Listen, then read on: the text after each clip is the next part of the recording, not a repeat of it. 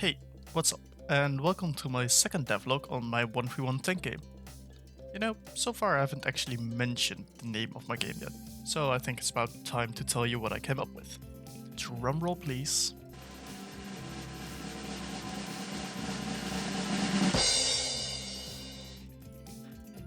It's not the most creative name, but giving names to games is hard, so if you can think of something better, you can always leave it in the comments. Okay, well, enough chit chat for now. Let's move on to what I actually did the past couple of weeks. I left off with 2 tanks that could move independently on one computer using a keyboard. And that was cool and all, but the movement still felt kinda glidey, as, there was no indication that it was actually moving. So I added some particles to it. First some particles for the ground tracks so you could see where the tank came from. And then some outlet smoke to make it look like the engine was actually doing something. And I think these added to the experience of driving around. So my next step was to implement controller support, as I said in my last devlog that I wanted to do that. So for this I used Unity's quote-unquote new input system. It's not really new, but they still called it that, so. I have never used the input system before, I always just used the old one. But how hard could it possibly be?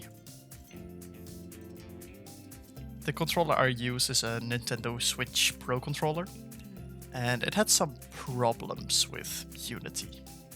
Like the inputs just kinda did things that I did not want. Well, since that didn't really work out as I had hoped, I decided to think of another way to make this game playable with multiple players who all need their own mouse and keyboard. It's online multiplayer time.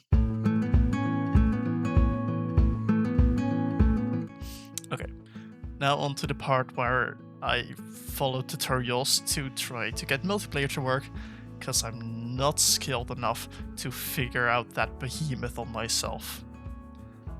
Cue the montage of shit not working properly.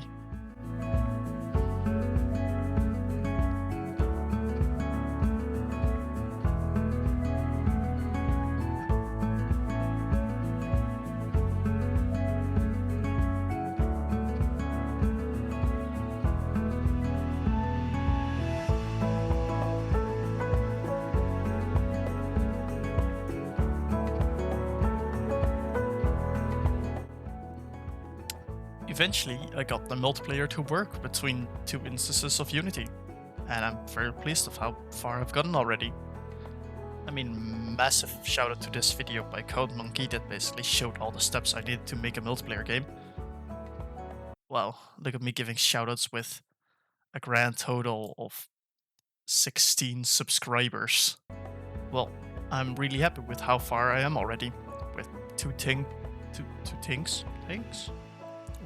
tanks linking up between 2 instances of the game, with one tank being the host and the other one the client.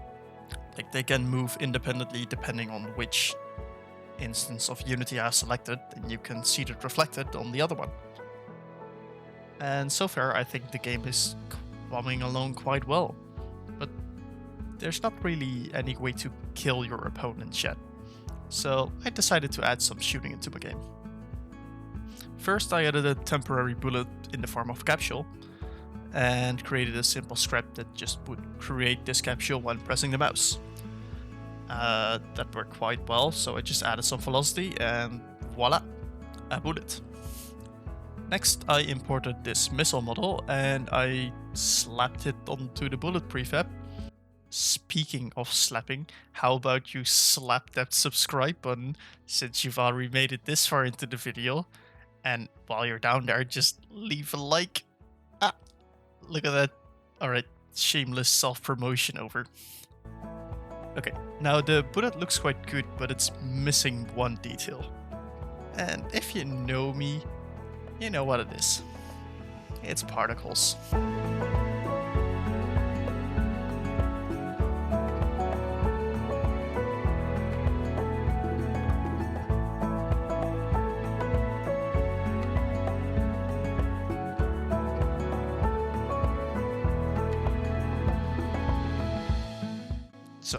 Now our missile has some pretty particles, and I think it looks pretty cool. But just having one attack is kind of boring, so I also decided to give each tank a charge shot. So now if you hold the mouse button for long enough, it will start charging and shoot a bigger and faster missile for this tank. But there wasn't really an indication for when you held the button for long enough, so I added more particles. Okay. Now we have this really cool charging particles effect that play when you hold the button. I think it looks really cool. Well, now on to the problems.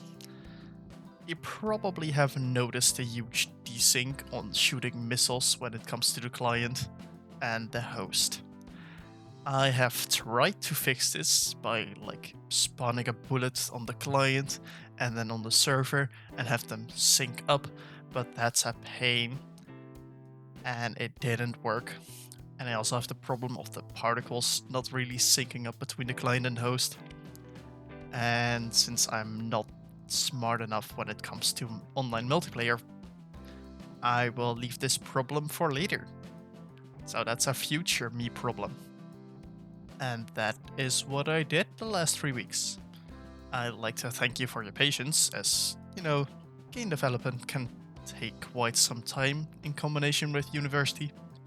But I will try to do my best to get new videos out as soon as possible when I have made more progress. Alright, that was it for me. Thanks for sticking around and see you later.